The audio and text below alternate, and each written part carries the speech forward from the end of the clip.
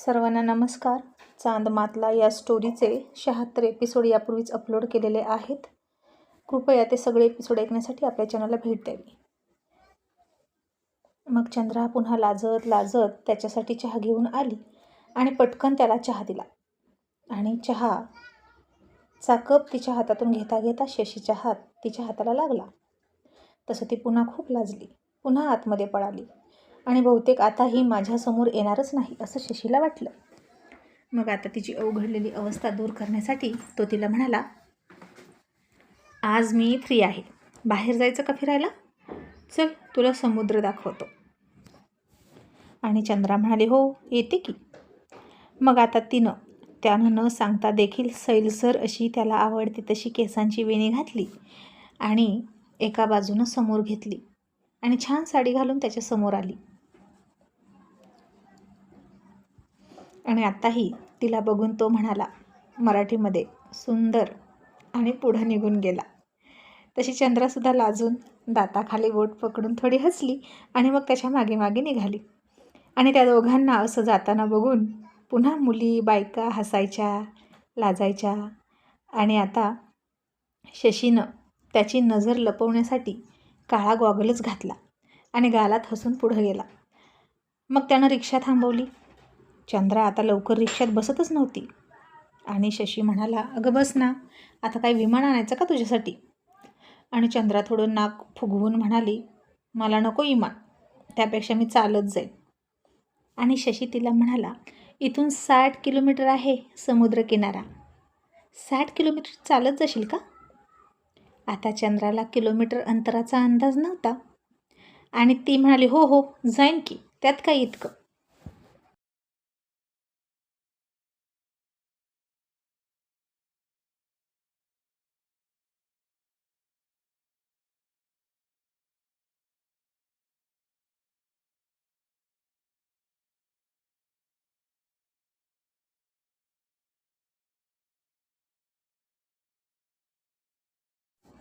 आणि शशी म्हणाला, बरं मग उद्या पहाटे उठवतो का, तेव्हा तू चालत जा समुद्र किनाऱ्यावर, आता रिक्षात बस. आणि मग ती त्याच्या शेजारी रिक्षात बसली. रिक्षा सुरू झाला आणि काही अंतर गेला तसं एक चाक चंद्राच्या बाजूचं खड्ड्यात गेलं आणि चंद्रा डावीकडे कलंडली आणि शशी तिच्या अंगावर कलंडला. तसा त्याचा हात आधारासाठी तिच्या मांडीवर गेला आणि तिनं घट्ट डोळे मिटून घेतले आणि हाताच्या मुठी आवळून पकडल्या आणि तिच्या शरीरात पुन्हा आग निर्माण व्हायला लागली.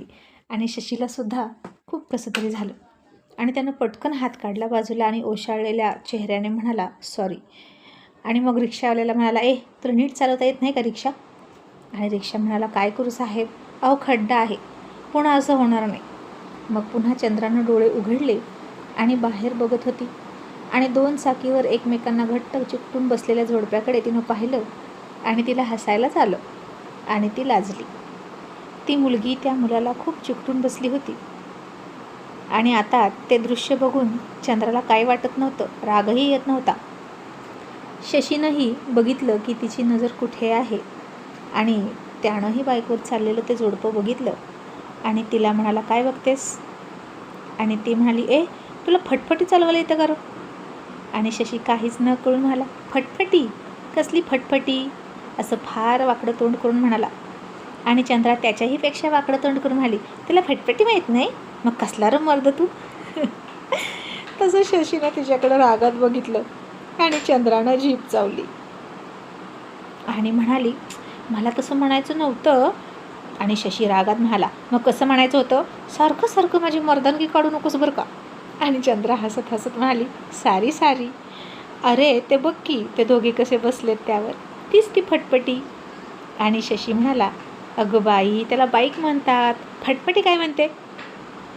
आणि ती चकित होऊन म्हणाली, बाईक? बाई गं, कशाला पण काय पण म्हणतात.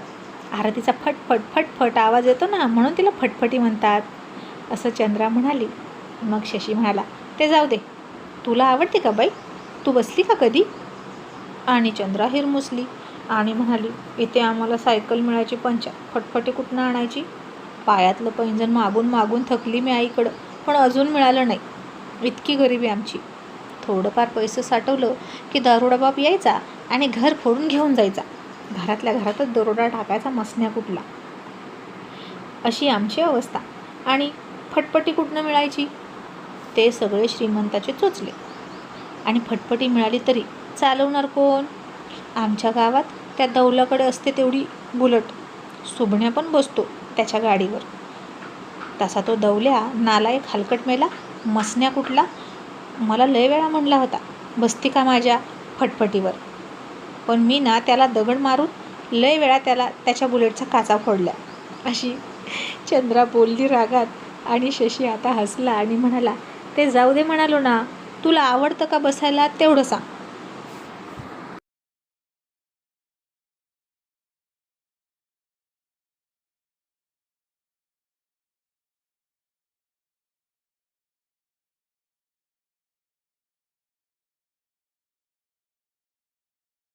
आणि चंद्रा म्हणाली, ना आवडायला काय झालं, आवडेल की, कुणीतरी बसवलं तर बसेन, किती गारगार हवा लागत असेल ना, असं म्हणून ती खूप हरकून गेली.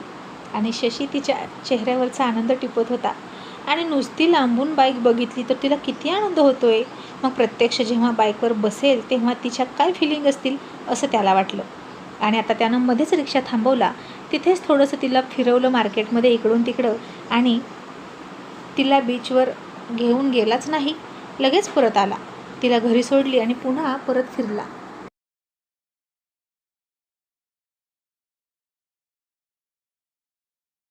आणि चंद्रा म्हणाली, तो तर मला समुद्रकिनाऱ्याला नेणार होता, मग का नाही नेलं? जाऊ दे, त्याचं ना काही कळतच नाही, असं म्हणून ती गप्प बसली आणि संध्याकाळच्या स्वयंपाकाला लागली. मग संध्याकाळी तो आला आणि गुपचूप जेवत होता. चंद्रा त्याला म्हणाली, कुठं गेला होता इतक्या गडबडीत? शशी म्हणाला, होतं एक काम. आणि इतकंच म्हणून गप्प बसला. तिनंही त्याला नाही विचारलं की काय काम होतं. मग शशी खाली झोपला चटईवर आणि चंद्रा बेडवर झोपली. आणि तो झोपण्याची वाट बघत होती. आता अहो असं त्याच्यासमोर म्हणून तर झालं होतं. आणि आता तिला पांडूनं सांगितलेली तशी जादू करायची होती त्याच्यावर, म्हणजे त्याचा लवकर होकार मिळवायचा होता. पण तिला संधीच मिळत नव्हती. ती सतत डोकं उचलायची आणि शशी झोपला का नाही ते बघायची. एक दोनदा ती धाडस करून ओठांचा चंबू करून त्याच्या खूप जवळसुद्धा गेली, पण पुन्हा तिला घाम फुटला आणि ती पुन्हा बेडवर येऊन गुपचूप झोपली.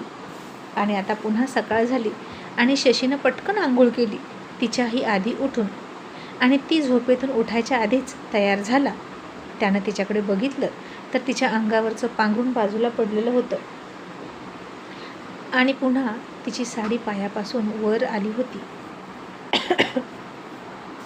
मग शशीनं तिच्या अंगावर पांघरून टाकलं आणि हळूच दरवाजा लावून निघून गेला. आणि चंद्रा जेव्हा जागी झाली तेव्हा शशी नव्हताच. तिनं दरवाजा बघितला तर त्यानं बाहेरून लावला होता. आणि मग तिलाही बाहेर जायची गरज पडली नाही आणि तीही आतल्या आत आवरायला लागली. आणि दुपारी नेहमीप्रमाणेच दरवाजा उघडून त्या चाळीतल्या सगळ्या बायका तिच्याशी गप्पा मारायला आल्याच आणि चंद्रानं चहा ठेवलाच. आणि आता शशी आला तर फार चिडतो म्हणून ती सगळ्यांनाच म्हणाली, काकू मला ना आता लय झोप आली, मला झोपायचं आहे, तुम्ही जावा की. आणि त्यातल्या एक दोन सावड बायका म्हणाल्या, अगं बाई रात्री जास्त जागरण झालं की काय, म्हणून आता झोप येते का? चंद्राला आता त्यांचं चावड बोलणं कळलंच नाही. रात्री जागल्यावर सकाळी का झोप येते? आणि ती म्हणाली, हो झालं रात्री जागरण, आता झोपू का मी? मग सगळ्याजणी गेल्या. आणि खरंच चंद्रा झोपलीच की. पण थोड्याच वेळात एका गाडीच्या कर्कश आवाजाने तिची झोपमोड झाली. आणि कोण मसण्या इतका हॉर्न वाजवतोय म्हणून ती शिव्या द्यायला लागली. मग चंद्रा झोपेतून फार वैतागून उठली आणि तिने बाहेर येऊन बघितलं की कोण आहे हॉर्न वाजवते. तर शशी बुलेट घेऊन आला होता आणि बुलेट गाडीवर बसून ब्लॅक गॉगल घातलेला शशी हॉर्न वाजवत होता आणि चंद्राकडेच बघत होता. आणि किती रुबाबदार दिसत होता तो, एकदम घोड्यावर बसलेल्या राजकुमारासारखा. आणि चंद्रा आता मागचा पुढचा विचार न करता तशीच पळत खाली गेली. आणि इतक्यात शशीसुद्धा गाडीवरून उतरला आणि त्याच्याजवळ येऊन चंद्रा ठेस लागून धडपडली. पडता पडता शशीनं तिला मिठीत घेऊन वाचवली आणि म्हणाला, अगं हो, गाडी कुठं पळून नाही जाणार, जरा हळू. आणि मग तिला म्हणाला, कशी वाटली? आणि चंद्रा म्हणाली, लय झाक. शशी म्हणाला, मग बस की, चल फिरूया. आणि चंद्रा म्हणाली, नवीन आहे ना, मग थांब. आणि मग ती वर घरात गेली. पटकन आरतीचं ताट घेऊन आली. काही बायका तिनं बोलवल्या आणि त्याची गाडी तिनं पुजली. आणि शशीला सुद्धा उभं कुंकू लावलं. मग शशी हाताची घडी घालून तिच्याकडे भारावलेल्या नजरेनं तिथंच खांबाला टेकून उभा राहिला. आणि आता बायकांनी गाडी पुजली आणि एकमेकींना सुद्धा कुंकू लावलं.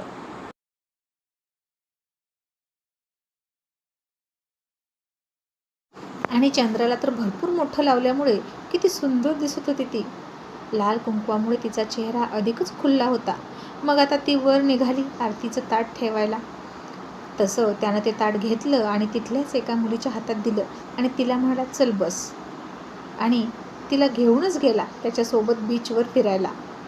आता तिनं अजूनही शशीच्या खांद्याला पकडलं नव्हतं.